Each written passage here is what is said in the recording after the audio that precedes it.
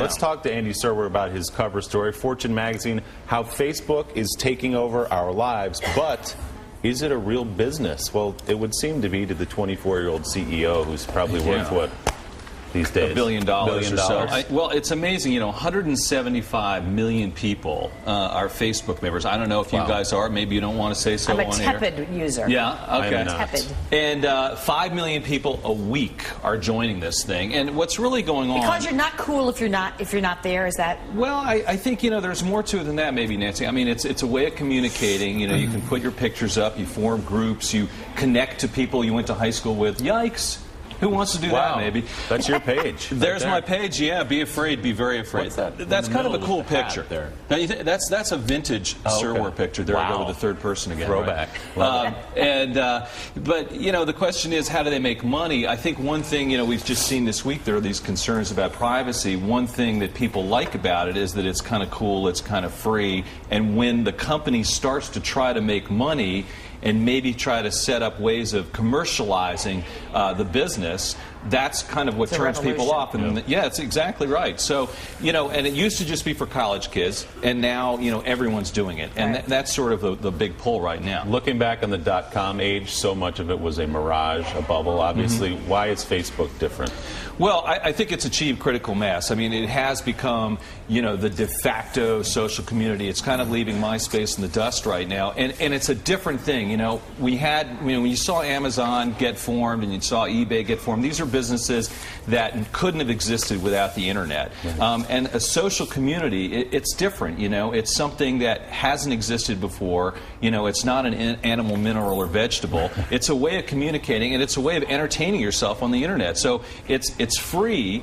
So it has a tremendous value proposition. You can just stay at home all Friday night, and people do it and play around on Facebook. But the privacy issue is fascinating to me because I think there is a generational shift in how important privacy is. And to my kids, they don't see this as an issue at all. And I keep telling them, before you go out for your first job, you better make sure that this space looks good and clean. Well, see, that's why I think it's kind of a red herring. Well, what's private, what isn't? I just tell my kids and everyone at work who has Facebook pages, it's totally not private. I mean, you can set all these privacy settings, but if you're putting stuff up on Facebook, never mind online, assume that everything is seen by everyone. Now, it's a little bit different because people are concerned that Facebook might say, oh, we own your pictures. Again, please, Facebook doesn't want to own pictures of you and your pet snake. They really don't care. And if you're putting up, my novel and someone's going to steal it, pages of your self-published novel, I mean, again, give me a break. It's just fun, but it's very, very public. But think twice before you put your party pictures up. Come on, Willie. I want to see some. I'm not there. You're not there yet? You are the party You're going to be there, but your wife's there? Can you say that on air? My wife is a new member. Yes, she is. And it's hard to tear her away from the computer, let's put it that way. So you're like, a Facebook widower? A Facebook wannabe. I guess you could say that. Right, yeah. I guess you could say that. I mean, you're sitting there and she's, Yeah, I'm not into it. But a lot of people are. Willie, that's why this is a big story. Willie, Joe, are you on Facebook? No, I was, and I shut it down. See, why is that? My wife is a Facebook addict. You know what? I don't have time to hold my kids in my lap. Okay, these people that get on Facebook, seriously, I'm not talking about kids and college people, but people in their 40s and 50s will on Facebook for hours. And you sit there going, don't they have anything to do?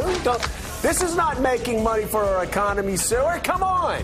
Oh, I don't know. Anyway, it's we got to try something here. We can build bridges to nowhere. We can create social networks. To somewhere. Right. Yeah, well, Andy, the difference between you and me is, though, you are a movie star. I am not. Oh, you heard about this? You need Have you heard a about Facebook page. I've heard you're in Confessions. Yeah, I'm not quitting my day job. It's kind of fun. I had a great time, and I get to play a bank CEO, or I was a bank CEO in Confessions of a Shopaholic, looking for some TARP money.